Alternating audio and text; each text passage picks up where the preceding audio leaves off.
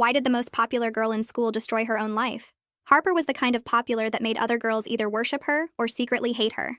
She had 20,000 IG followers, the quarterback boyfriend, and threw the best parties at her massive house while being cheerleading captain and student body president with the perfect GPA. But then something changed right after winter break and nobody could figure out what the hell was happening.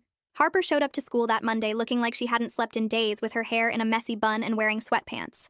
She walked past her boyfriend without acknowledging him, and when her best friend tried to talk to her, Harper just stared through her like she was invisible. During lunch, instead of sitting at her usual table, Harper sat alone in the corner deleting every single photo from her Instagram. The next day, Harper posted this bizarre video where she was crying and laughing at the same time, saying, "You guys have no idea what you're looking at when you look at me, and if you knew, you'd run so fast." She deleted it within minutes, but screenshots were already everywhere. She started showing up late to cheer practice, moving like a zombie until the coach finally benched her. I saw her boyfriend tried to talk to her after school, and she looked him dead in the eyes and said she couldn't stand the sight of him anymore, which was insane because they'd been together for 2 years. But that was just the beginning of Harper completely unraveling in front of everyone.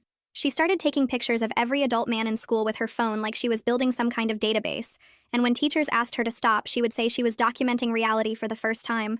She removed every photo from her locker, including family ones, and replaced them with missing persons posters she'd printed from the internet.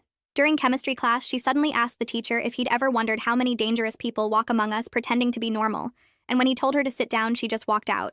She started avoiding going home, and would sit in her car in the parking lot for hours, just watching her house from across the street like she was scared to go inside. Harper started leaving notes in the principal's mailbox every morning at 6 that said things about checking criminal databases and background records according to the secretary who opened them. She would flinch whenever adult men walked past her and started recording conversations on her phone whenever her father's name came up like she was gathering evidence. Her friends tried an intervention, but Harper kept saying they lived in a bubble where monsters looked like regular people, and nobody wanted to see what was right in front of them. She stopped wearing makeup and started wearing her dad's old college sweatshirt every day, but would pull at it constantly like it was burning her skin. During assembly, she started searching things on her phone about how long DNA evidence lasted, and whether fingernails could prove anything after 5 years, which her friend saw over her shoulder.